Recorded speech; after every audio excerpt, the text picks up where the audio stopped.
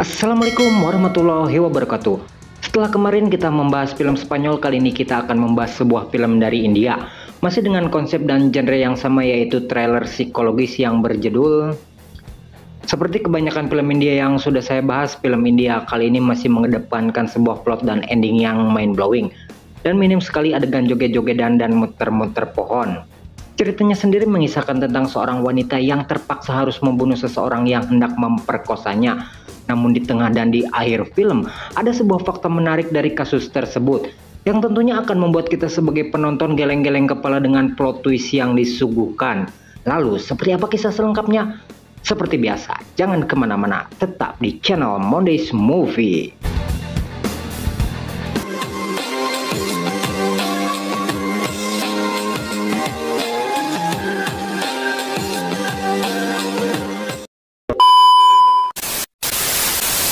Film dimulai dengan memperlihatkan keadaan di sebuah hotel. Saat itu, keadaan di sana benar-benar mencekam dengan terdengarnya beberapa tembakan yang dilepaskan oleh seorang wanita. Para pelayan yang ada di tempat itu segera menghampiri kamar yang diduga menjadi tempat kejadian perkara. Di sana, kita akan melihat seorang wanita yang bernama Samira Maha yang diduga menjadi pelaku penembakan tersebut.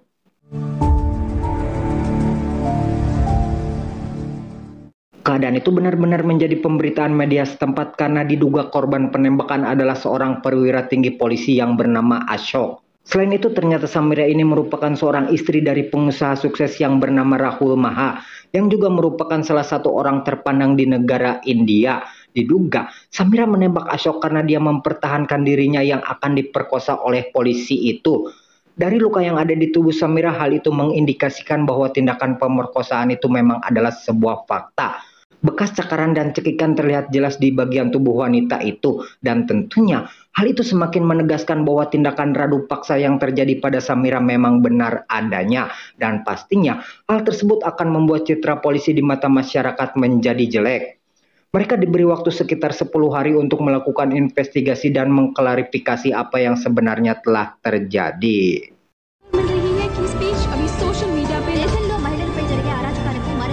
Sir ఒక నిమిషం రేప్ చేసిన police officer కాబట్టి కేసు తప్పుదారి పడుతుందంటారా?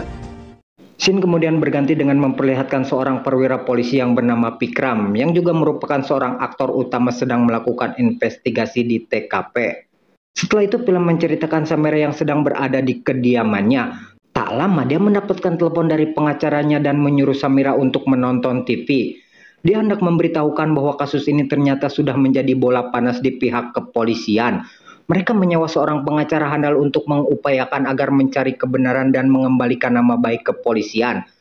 Perlu diketahui bahwa pengacara yang bernama Ratnakar ini bukan pengacara kaleng-kaleng. Dari semua kasus yang sudah dia tangani, pengacara itu mempunyai persentase kemenangan kasus sebanyak 100%. Artinya dari semua kasus yang sudah dia tangani selalu berakhir dengan kemenangan bagi pria itu. Menurut pengacara Samira, Ratnakar ini mampu memanipulasi sebuah bukti. Dia akan mengacak-ngacak semua bentuk kesaksian yang akan memberatkan kliennya. Dengan semua fakta itu, Samira disarankan untuk berhati-hati karena bisa saja kasus ini berbalik mengancam dirinya. Mengingat lawannya kali ini adalah pihak kepolisian. ఎవిడెన్స్లు చేంజ్ చేస్తాడు బెదిరిస్తాడు He's a tough lawyer, Samira. గెలవడానికి అవసరమైతే అబద్ధాన్ని కూడా నిజం చేస్తాడు. Tak lama kemudian tempat itu kedatangan Pikram. Ternyata Pikram ini merupakan seorang polisi yang bisa dibilang tidak peduli siapa yang benar atau salah. Selama dia mendapatkan uang, maka dia akan melakukan apapun meski terkadang hal itu menyalahgunakan jabatannya. Dan faktanya, Pikram disewa oleh pengacara Samira untuk memberikan informasi dari dalam agar bisa menjadi bahan untuk melawan Ratnakar. Walaupun terlihat selengean dan tengil, ternyata Pikram ini merupakan seorang analisis yang handal. Sebelum memberikan informasi, Pikram melakukan perjanjian dengan Samira bahwa untuk memenangkan kasus ini, wanita itu diminta untuk berkata jujur, dan seandainya Samira berbohong, maka Pikram bisa mengetahui hal itu. Ternyata selain seorang analisis yang handal, Pikram juga merupakan seorang investigator yang ulung. Dia mampu membaca setiap gerakan lawan bicaranya untuk melihat suatu kebenaran. Dari analisa yang dilakukan Pikram, dia terang-terangan menduga bahwa kemungkinan Samira menikahi Rahul hanya demi uang semata. Untuk memperkuat pendapatnya, dia kemudian membeberkan sebuah analisis yang cukup mengejutkan yang ternyata menurut Pikram, Rahul adalah seorang penyuka sesama jenis alias Hom Pimpa Alaihum Gambreng. Dari analisa itu diduga bahwa pernikahan antara Rahul dan Samira ini tidak dilandasi rasa cinta, sehingga Samira mencari pelarian lain lalu berselingkuh dengan Ashok dan terjadi kasus penembakan itu. డబ్బు కోసం మీరు రాహుల్ పెళ్లి చేసుకున్నారు Rahul standard fair start చేశారు అడ్రస్ వచ్చింది కానీ సుఖం రాలేదు ఆ సుఖాన్ని వెతుక్కుంటూ ఒక secret Even if it's an affair, this was a no. yes Jelas hal ini ditentang oleh Samira yang menganggap bahwa Pikram ini sedang asal bicara dan semua argumentasinya tidak beralasan. Namun setelah itu, Pikram mencecar Samira dengan argumentasi yang menguatkan pendapatnya. Perdebatan pun terjadi di antara mereka, yang intinya jika hal seperti ini saja Pikram bisa menganalisa bagaimana dengan Ratnakar. Untuk itu, Pikram meminta kepada Samira agar menceritakan apa yang sebenarnya telah terjadi agar kasus ini bisa dia menangkan. Sesaat setelah dicecar beberapa pertanyaan, akhirnya Samira mengakui apa yang sebenarnya telah terjadi. Shin kemudian mundur ketika Samira untuk pertama kalinya bertemu dengan Rahul. Awal pertemuan keduanya semua berjalan normal seperti biasa dengan memperlihatkan Rahul yang mencoba melamar Samira. Di hari pernikahannya pun tidak ada sesuatu yang aneh pada diri Rahul. Namun ketika akan melakukan bulan madu, barulah Rahul memperlihatkan siapa sosok dia yang sebenarnya, yang ternyata memang benar dia adalah seorang hombreng. that's your room Setelah mengetahui fakta itu, Pikram kemudian bertanya tentang bagaimana Samira mengenal sosok Ashok. Dalam keterangannya, wanita itu mengatakan bahwa dia baru mengenal Ashok sekitar 2 bulan yang lalu. Akan tetapi, Pikram menegaskan kepada Samira bahwa dia adalah seorang investigator yang ulung. Jangan pernah sekali-kali dia berbohong kepada Pikram karena semua itu mudah terbaca. Pikram kemudian memperlihatkan rekaman ketika Ashok datang untuk menemui Samira pada saat terjadi pembunuhan itu. Di sana, kita akan melihat bahwa Ashok sama sekali tidak mengetuk pintu. Detail itu bisa menjelaskan bahwa mereka sering janjian untuk bertemu. Dari sana, Pikram menyimpulkan bahwa Samira sedang berbohong perihal kedekatan antara dirinya dan Ashok. Dan setelah itu, Pikram memperlihatkan sebuah foto yang menegaskan bahwa Samira ini sudah cukup lama mengenal Ashok. Lagi-lagi Samira dipaksa Pikram untuk mengatakan apa yang sebenarnya telah terjadi. Kemampuan Pikram benar-benar mengintimidasi dan memaksa Samira untuk berkata jujur. Pada akhirnya, Samira pun mengatakan bahwa memang setelah pernikahannya, sosok Ashok yang pernah menjadi bagian hidup Samira tiba-tiba muncul di hadapan wanita itu. Kehadiran Ashok sedikit mengobati hampanya pernikahan antara Samira dan Rahul. Hari demi hari, kedekatan mereka menjadi sangat akrab hingga terjadi kejadian di kamar itu.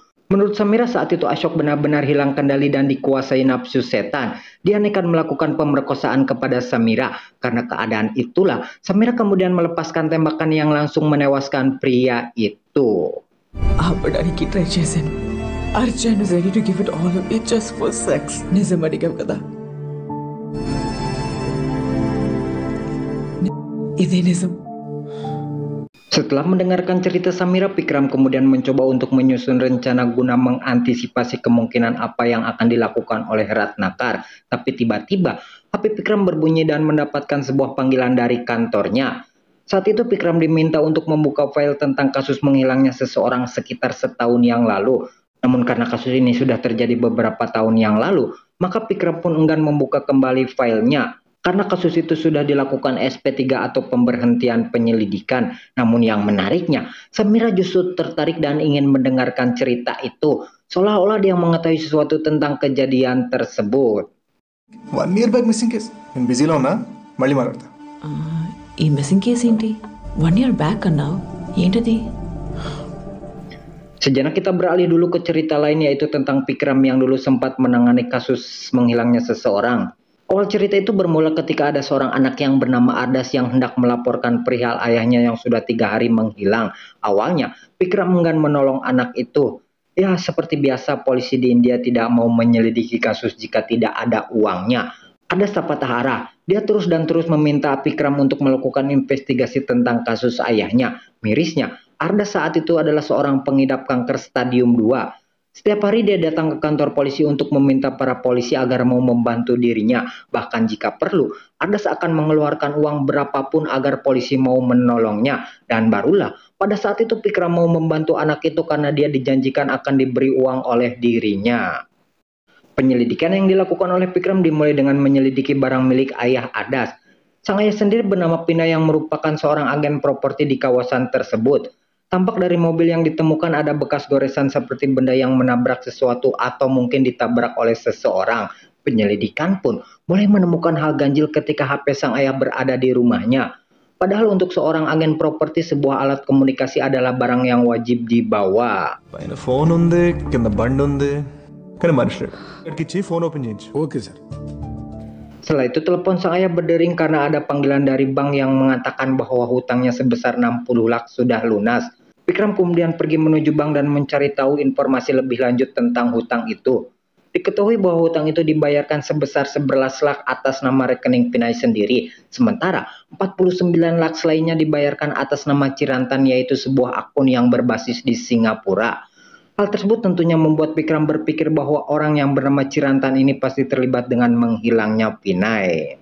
Petunjuk demi petunjuk didapatkan oleh Pikram yang sedikit menemukan titik terang tentang kasus ini. Sampai akhirnya petunjuk yang didapatkan oleh Pikram mengarah ke sebuah panggilan telepon yang berlokasi di sebuah kantor polisi di wilayah Hyperabad, yaitu kawasan yang berdekatan dengan wilayah Pikram saat ini. Dan setelah itu, sesuatu yang cukup aneh terjadi ketika kepala polisi di wilayah Pikram meminta kasus ini dilimpahkan kepada orang lain.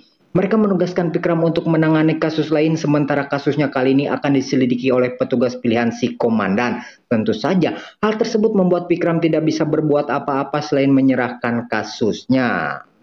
Missing case ఏమైంది? ఇన్వెస్టిగేషన్ అవుతుంది సార్. నేను చూసుకుంటా, నువ్వు వెళ్ళి ఆ cricket batting case handle చేయి. Adas yang masih gigih mencari keberadaan sang ayah tidak putus asa meskipun sekarang Pikram tidak bisa membantu dirinya kembali. Dengan keyakinan dan tekad yang kuat, Adas terus mencari informasi tentang ayahnya ke setiap orang yang dia temui. Hingga pada suatu momen, Adas pada akhirnya bisa berbicara langsung dengan Pikram. Adas tidak pernah menyalahkan Pikram yang harus melaksanakan segala bentuk perintah dari atasannya. Yang Adas sesalkan, kenapa dia harus bergantung kepada orang lain. Padahal dulu ayahnya berpesan bahwa hanya dirimu sendirilah yang bisa menyelesaikan masalah. Jangan pernah sekali-kali bergantung kepada orang lain. Untuk itu, Adas pun membayar penuh sisa uang yang dijanjikan kepada Pikram. Dan hal itu sekaligus menegaskan bahwa dia akan mencari sendiri keberadaan ayahnya tanpa harus bergantung kepada Pikram. మీలాగా సగంలో వదిలేను sir. Meskipun Pikram seorang yang mata duitan, namun dalam hatinya dia adalah seorang polisi yang baik. Dia kemudian mencoba melanjutkan investigasinya meskipun saat itu sudah ada peringatan dari atasannya. Pikram tidak peduli karena semua ini demi sebuah arti kemanusiaan yang sebenarnya. Sebuah harapan dari seorang anak yang begitu mencintai ayahnya dan tak pernah lelah mencari keberadaannya. Hingga pada akhirnya, investigasi Pikram mulai menemukan titik terang tentang sebuah mobil yang diduga dikendarai oleh si pelaku. Setelah itu Pikram datang ke rumah seorang wanita yang bernama Vaishnavi yang ternyata mobil itu disewa atas nama dirinya. Dan yang akan membuat kita tak percaya adalah sebuah fakta bahwa Vaishnavi ini adalah istri dari Ashok. Mobil itu disewa Ashok atas nama istrinya, sehingga besar kemungkinan Ashok terlibat dengan kasus menghilangnya ayah Adas. Tak cukup sampai di situ, ternyata Ashok ini ditugaskan di perusahaan Rahul yang tak lain adalah suami dari Samira. Police అయ్యుండి ఇంకో పోలీస్ ఇంటికి వచ్చారని తెలీదా? My husband DSP Ashok కృష్ణ ఈ మహా కన్స్ట్రక్షన్స్ వాళ్ళ వెనక్కి police security చూస్తున్నారు. Tak lama Pikram ditelepon oleh atasannya yang komplain kenapa dia kembali menyelidiki kasus ini. Sang atasan sudah memperingatkan bahwa akan ada masalah besar jika Pikram nekat untuk tindakannya itu. Entah dari mana Adas tahu tentang sosok Ashok ini. Si atasan mengatakan bahwa Pikram harus menghentikan Adas yang mencoba untuk menemui Ashok di suatu tempat. Atau kalau tidak, maka sebuah peluru akan bersarang di kepala anak itu. Dan benar saja apa yang dikatakan oleh atasan Pikram saat ini. Ketika Adas mencoba untuk mengkonfirmasi kasus ayahnya, Ashok langsung naik pitam dan mengeluarkan senjata berniat akan menembak Adas. Beruntung saat itu Pikram datang tempat waktu dan langsung menarik anak itu untuk pergi dari sana. Lantas, apa hubungan kasus ini dengan Samira? Ternyata Adas pernah bertemu dengan Samira sebelumnya. Namun yang menariknya, saat itu Samira mengaku bahwa dirinya bernama Vaishnavi. Dengan fakta itu bisa disimpulkan bahwa Samira juga terlibat dengan kasus menghilangnya ayah dari Adas. Itulah kenapa dari awal Pikram tahu bahwa Ashok dan Samira pasti mempunyai hubungan atau yang lebih tepatnya adalah perselingkuhan. Vaishnavi sir. I would like to introduce you to all to my wife. వైష్ణవిని ఇందాకే కలిసారు. Vaishnavi sir. Fakta itu kembali membuat Samira terdiam dan tidak mau berbicara sedikit pun. Pikram tidak memaksa jika Samira tidak mau berbicara itu adalah hak dia. Namun Pikram menegaskan sekali lagi kepada Samira, jika hal seperti ini saja dia bisa tahu, bagaimana dengan Ratnakar yang akan mengupayakan apapun untuk menjerat Samira. Barulah saat itu Samira mau berbicara dan kembali bercerita tentang kasus Vinay Parma. Scene kembali flashback jauh sebelum Samira menikah. Ternyata Samira ini wanita yang bisa dibilang pemain juga. Selain menjalin hubungan dengan Rahul, Samira juga ternyata menjalin hubungan dengan Ashok. Seperti yang sudah diketahui bahwa Ashok saat itu sudah menikah, tapi mereka masih menjalin hubungan perselingkuhannya. Saat itu, keduanya berencana untuk liburan bersama di sebuah villa. Di jalan mereka terlibat perdebatan hingga Samira tidak fokus menyetir. Di saat yang bersamaan, muncul sebuah mobil dan nyaris terjadi sebuah kecelakaan. Watak Ashok yang temperamen kemudian turun dari mobil dan langsung menghampiri orang itu. Ternyata orang yang hampir mereka tabrak adalah Vinay Parma yang saat itu akan pergi ke suatu tempat.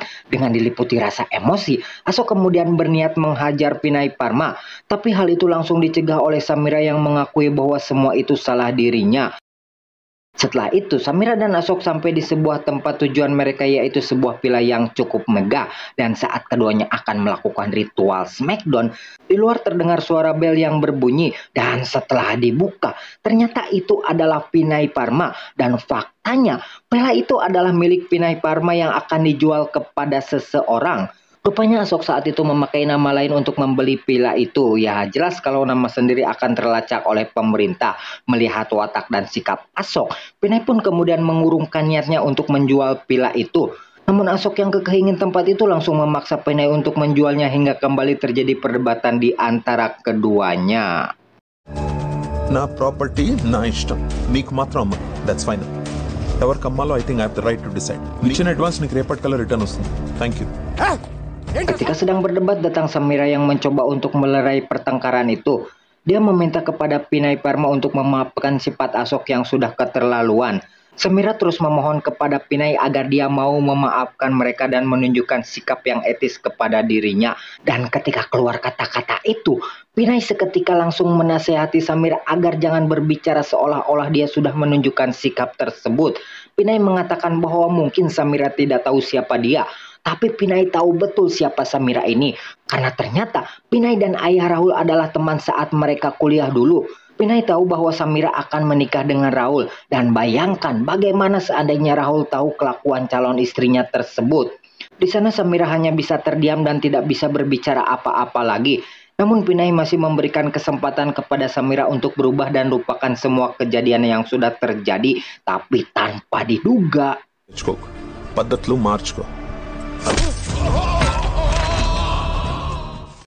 Secara tiba-tiba Ashok memukul Vinay hingga membuat pria itu jatuh ke dasar jurang. Watak yang temperamen membuat Ashok tidak bisa berpikir jernih lagi dan masih saja menyelesaikan sesuatu dengan emosi. Samira yang berada di sampingnya segera meminta Ashok untuk mengambil tangga karena mereka melihat saat itu Vinay masih bernapas. Keduanya pun memutuskan untuk turun ke sana guna melihat keadaan Vinay. Samira yang panik segera mengambil sebuah HP untuk meminta bantuan. Tapi di sana kita akan melihat sebuah pemandangan yang cukup mengerikan ketika Ashok yang seharusnya menolong orang itu malah menghantamkan sebuah batu ke kepala Vinay hingga membuat pria itu dipastikan tewas di sana.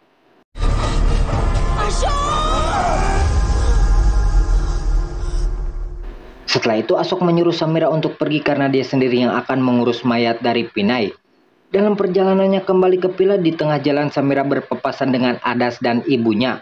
Namun Samira tidak mengetahui bahwa mereka adalah keluarga dari Vinay. Mereka sempat berbincang dan berencana mengajak Samira untuk menginap di rumah mereka. Dan Samira saat itu mengaku bahwa dia bernama Vaishnavi karena identitasnya tidak mau diketahui oleh mereka. Dan ketika berada di dalam rumah, alangkah terkejutnya Samira ketika mengetahui bahwa orang yang memberi tumpangan kepada dirinya, mereka adalah istri dan anak yang suaminya sudah dia celakai. Samira pun lantas merasa panik dan ingin segera pergi dari tempat itu. Keadaan pun bertambah mencekam ketika HP yang ada di dalam genggaman Samira saat itu adalah milik dari Vinay. Dalam keadaan yang menegangkan, Samira mencoba menaruh ponsel itu dalam mobil dan berpura-pura memberitahu panggilan dari ponsel tersebut. Setelah itu, Samira izin pergi dari tempat tersebut dan langsung meminta Ashok untuk menjemput dirinya. నా ఫోన్ పడిపోయింది. Ashok, we have to go back, Ashok. Call చేసి SIM black చేయి, తర్వాత నేను చూసుకుంటాను. Cerita selanjutnya mengisahkan Samira yang bercerita bahwa saat itu dia diperas oleh seseorang. Rupanya ketika kejadian itu ada orang lain yang menyaksikan peristiwa pembunuhan itu. Orang tersebut meminta Samira membawa sejumlah uang kemudian pergi ke salah satu villa milik Pinay dan menyuruhnya untuk menyimpan uang itu di atas perapian. Setelah itu si pemeras meminta Samira untuk membuka sebuah laci yang berisikan pistol. Tak lama di tempat itu muncul Ashok yang ternyata dia juga mendapatkan surat ancaman dari seseorang. Samira lantas memberitahu kepada Ashok bahwa dia akan mengaku kepada polisi tentang pembunuhan Pinay. Namun Ashok yang tak setuju segera mencegah Samira untuk melakukan hal itu. Di tengah perdebatan, pemeras itu meminta Samira untuk membunuh Ashok. Sementara di sisi lain Ashok juga diminta untuk melakukan hal yang serupa. Ashok yang temperamen kemudian mencoba memperkosa Samira hingga pada akhirnya dia pun harus mati tertembak di tangan Samira. Ashok? కాపాడుకుంటే నేను చంపమన్నాడు.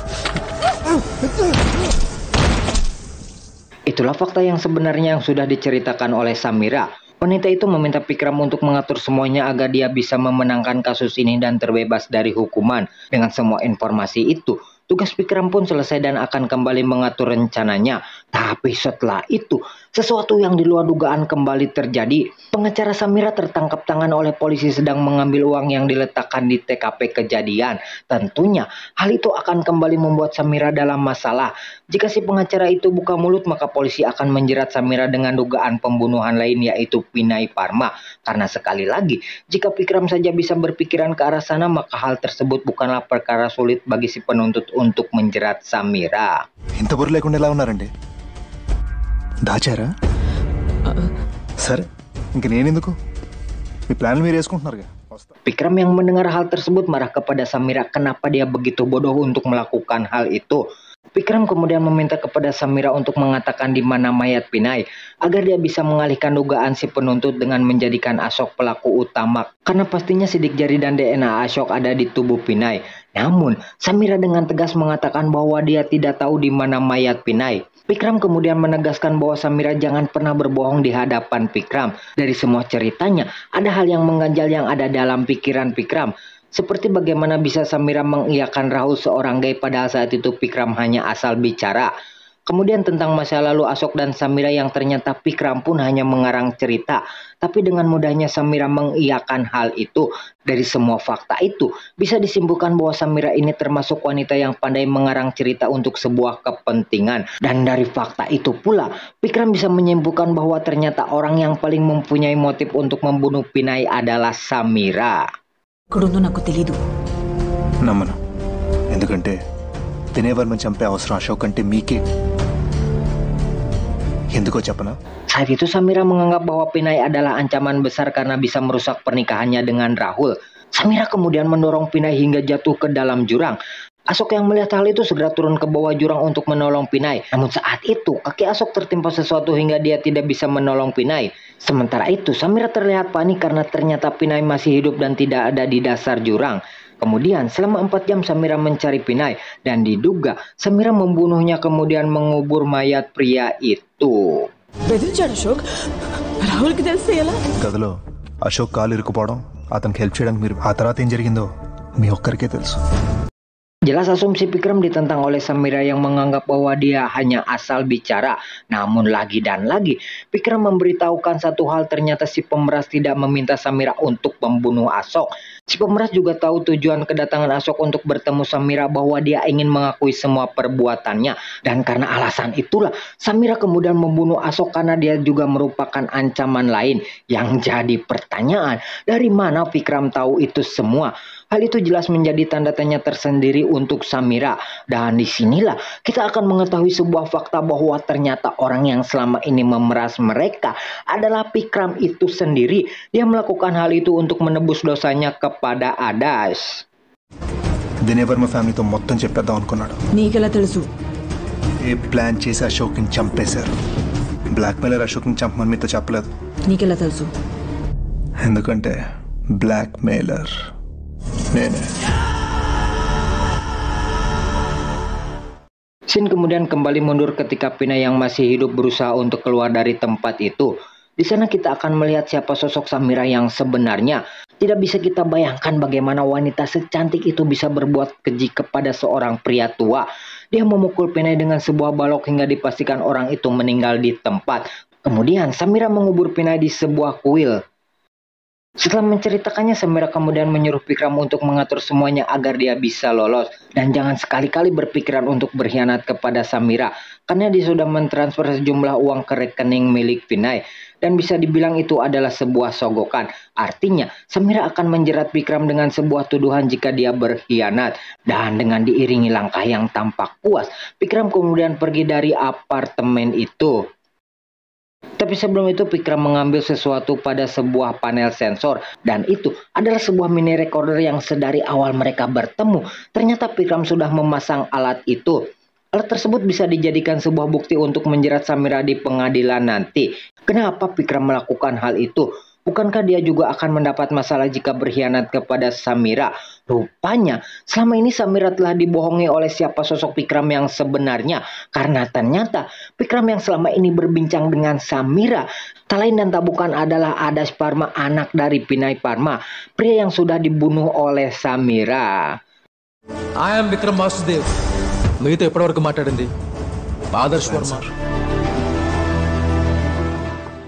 Di akhir scene kita akan melihat Adas yang berada di tempat di mana ayahnya dikubur oleh Samira. Dan film pun resmi berakhir sampai di sini.